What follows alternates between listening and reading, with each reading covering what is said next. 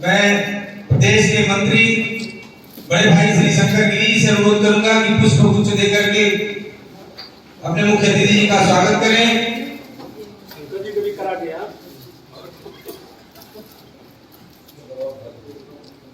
वस्त्र देकर के स्वागत करें।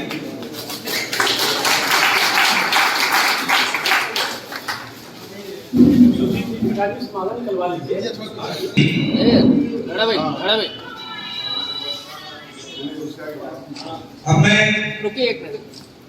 जिले की प्रभारी बहन मीना चौधरी जी से यहीं के पले बड़े, यहीं के पार्टी में खेले, अपने अध्यक्ष जी से अनुरोध करेंगे कि मुख्य अतिथि को ले जाकर के अपने आराध्य पंडित दीनदयाल उपाध्याय आप प्रदेश के उपाध्यक्ष भी हैं, पार्टी कैसे निकाय चुनाव को ले रही है, क्या स्थिति रहेगी आपकी इन दोनों प्रश्नों पर? देखिए, एक तो किसानों के संबंध में हमेशा सरकार बहुत ही संवेदनशील है और इतना तय है कि जो हम लोगों की कोशिश रही है, ये संकल्प रहा है कि किसानों की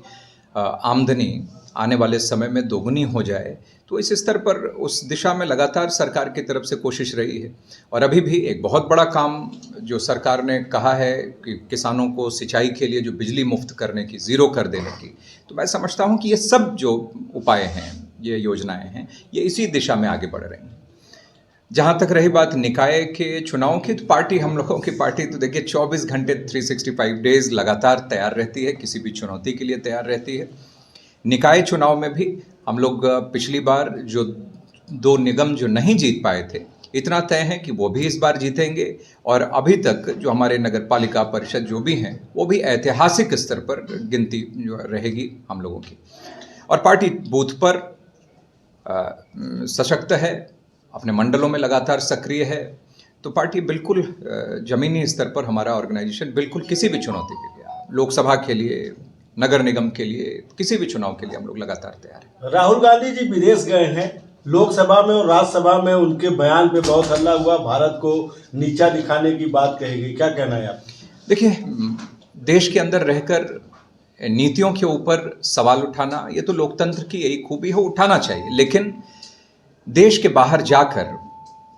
बिना तथ्य के गलत बातें बोलकर अपने देश के लोकतांत्रिक पूरी व्यवस्था को ही सवालिया निशान खड़ा कर देना, ये बहुत ही गंभीर विषय है। लोग एक दूसरे के ऊपर कमेंट करते रहते हैं राजनीति में, उसके ऊपर कभी हमारी पार्टी की तरफ से भी कभी कोई रोक नहीं है। लोग, हमारे प्रधानमंत्री जी से लेकर राष्ट्रीय अध्यक्ष जी से लेकर नेतृत्व तक, लगातार कांग्रेस के लोग अनर्गल बयान कई बार देते रहते हैं। लेकिन यह मुद्दा, यह किसी नेता के ऊपर या किसी व्यक्ति के ऊपर उठाया गया प्रश्न चिन्ह नहीं है, बल्कि यह हमारे देश की पूरी लोकतांत्रिक संवैधानिक व्यवस्था पर ही उन्होंने, और वो भी हिंदुस्तान की सीमा में रहते हुए नहीं, विदेश में कहीं पर बैठकर वह सवाल उन्होंने खड़ा किया है और भारत की छवि को खराब और धूमिल करने की कोशिश वहाँ पर बैठकर उन्होंने की है। तो स्वाभाविक रूप से ये आम जनता के मन में इस बात को लेकर आक्रोश है और अगर लोगों की तरफ से भी इस बात पर प्रश्न चिन्ह अगर हमारे पार्टी की तरफ से भी उठाए गए हैं या नेताओं की तरफ से भी ये वक्तव्य दिया गया है कि राहुल गांधी को माफ़ी मांगनी चाहिए, तो यह लोगों की ही आकांक्षा है, लोगों की ही अपेक्षा है और लोग चाहते हैं कि ऐसे शर्मसार करने वाले बयान पर राहुल गांधी को माफ़ी मांगना चाहिए। क्या है कार्यक्रम? चंदौली आज अपने कार्यकर्ताओं से मिलने का कार्यक्रम और बाकी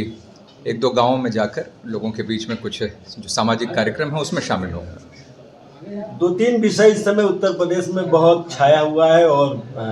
पक्ष विपक्ष दोनों तरफ से शब्दों का वार चल रहा है। पहला तो अतीक अहमद को लेकर है। अतीक अहमद को लेकर उनके परिवार के लोग कह रहे हैं कि मुझे डर है कि कहीं हमारे पति को, उनकी पत्नी का जो प्रेस कॉन्फ्रेंस भी हुआ है कल इलाहाबाद में, कि डर है कि यूपी सरकार उनको मार डालेगी। देखिए, सरकार तो कानून सम्मत जो कार्रवाई होगी वो कार्रवाई ही करेगी, लेकिन अगर कानून सम्मत कार्रवाई से भी अगर किसी अपराधी को या आपराधिकों को संरक्षण देने वालों को अगर कोई भय होता है, तो वह भय भारतीय जनता पार्टी के सरकार में निश्चित रूप से ऐसे लोगों को होना ही चाहिए। और लेकिन आप आम जनता भी आज इस बात का अंदाज़ा लगा पा रही है कि इतनी सख्ती और इतना अपराधियों के अंदर भय होने के बावजूद कैसे ये दुर्दांत लोग होंगे कि उसके बावजूद ऐसी घटना को अंजाम देने की हिमाकत करते हैं, इतनी हिम्मत करते हैं, तो मैं समझता हूं कि सरकार तो कानून सम्मत काम कर रही है और इतना तय है कि इस सरकार में, और इस खासतौर पे आपने इस घटना के लिए भी पूछा है, तो इस घटना में शामिल कोई भी अपराधी या अपराधी को संरक्षण देने वाला व्यक्ति वो बच नहीं पाएगा। अभी कुछ जगहों पर हम लोगों ने देखा भी है, कई जगहों पे बुलडोज़र भी चला है, कुछ मारे भी गए हैं। तो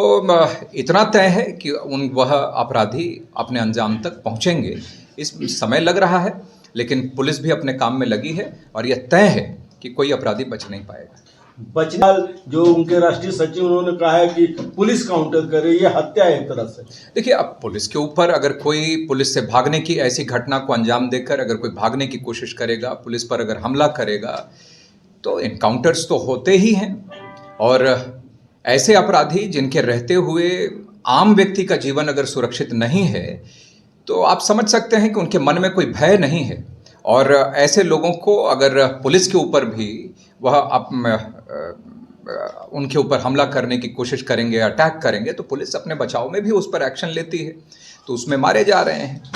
और मैं समझता हूं कि लेकिन उत्तर प्रदेश की जनता अपराधियों के साथ ऐसा ही बर्ताव चाहती है, और यही कारण है कि योगी आदित्यनाथ जी और भारतीय जनता पार्टी की सरकार पर उनको भरोसा भी है।